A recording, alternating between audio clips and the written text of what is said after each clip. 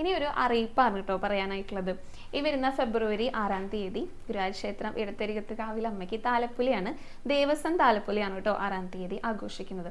അപ്പോൾ അന്ന് ദർശന നിയന്ത്രണമുണ്ട്. ഏകദേശം 11 മണിയാകുമ്പോൾ ഗുരുവായൂരപ്പൻ്റെ നട അടയ്ക്കും കേട്ടോ. ഭഗവതി അമ്മയ്ക്ക് പുറത്തേക്ക് എഴുന്നള്ളണമല്ലോ, അതുകൊണ്ടാണ് നേരത്തെ തന്നെ ഭഗവാന്റെ നട അടയ്ക്കുന്നത്. അപ്പോൾ അതിനുശേഷം ദർശനം ഉണ്ടായിരിക്കില്ല. വിവാഹം, ചോറൂണ്, തുലാഭാരം, അങ്ങനെ എഴുത്തിനിരുത്തൽ അങ്ങനെയുള്ള വഴിപാടുകളൊന്നും ചെയ്യാനായിട്ട് സാധിക്കില്ല കേട്ടോ. എല്ലാം ആ ഒരു സമയത്തിന് മുൻപായിട്ട് ചെയ്യണം.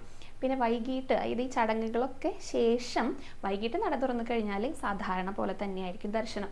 അപ്പോൾ ദൂരെ നിന്നൊക്കെ വരുന്നവരുണ്ടായിരിക്കുമല്ലോ, മുൻകൂട്ടി ബുക്ക് ചെയ്ത് വരുന്നവർക്ക് അവർക്ക് ദർശന നിയന്ത്രണത്തെക്കുറിച്ചൊന്നും അറിയുന്നുണ്ടായിരിക്കില്ല.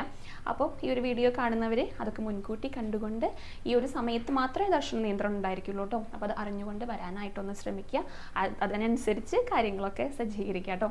പിന്നെ താലപ്പൊലിയാണെന്ന് പറഞ്ഞു, അപ്പോൾ പറ നിറച്ചുകൊണ്ടാണ് ഭഗവതി അമ്മേനെ സ്വീകരിക്കുക എന്ന് പറഞ്ഞു. പലതരത്തിലുള്ള ദ്രവ്യങ്ങൾ ഉപയോഗിച്ചിട്ട് പറ നിറയ്ക്കാനായിട്ട് സാധിക്കും കേട്ടോ. അപ്പോൾ അത് ഏതൊക്കെയാണെന്നും അതിൻ്റെയൊക്കെ തുക എത്രയാണെന്നും കൂടെ ഞാനൊന്ന് വായിച്ച് കേൾപ്പിക്കാം. നെൽപ്പറയുണ്ട്, 300 രൂപയാണ്.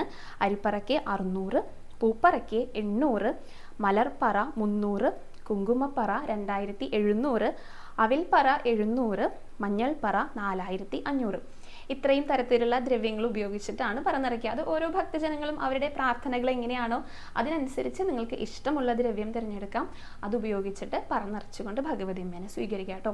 ഭഗവതി അമ്മ പുറത്തേക്ക് എഴുന്നള്ളി വരുന്നു പറഞ്ഞല്ലോ, ആനപ്പുറത്താണ് എഴുന്നള്ളി വരുന്നത്. തിടമ്പുമായിട്ടാണ് ആ കിഴക്കേ ഗോപുര നടയിലൂടെ ഭഗവതി അമ്മ പുറത്തേക്ക് വരുന്നത്. പിന്നെ തിടമ്പ് ആനപ്പുറത്ത് നിറക്കിയിട്ട് പിന്നെ കോലത്തിൽ വെച്ചിട്ട് അങ്ങനെ മേളത്തോട് കൂടിയിട്ടാണ് ആ കിഴക്കേ നടയിലൂടെ എഴുന്നള്ളുക. പിന്നെ എഴുന്നള്ള എന്ന് പറയുമ്പോൾ കിഴക്കേ നടയിലൂടെ അങ്ങനെ മേളത്തോട് കൂടി പോയിട്ട് പിന്നെ തിരിച്ചു വരും.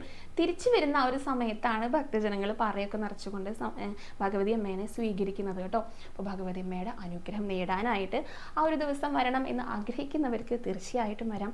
തീർച്ചയായിട്ടും പലതരത്തിലുള്ള ദ്രവ്യങ്ങൾ ഉപയോഗിച്ചിട്ട് പറ നിറയ്ക്കാം.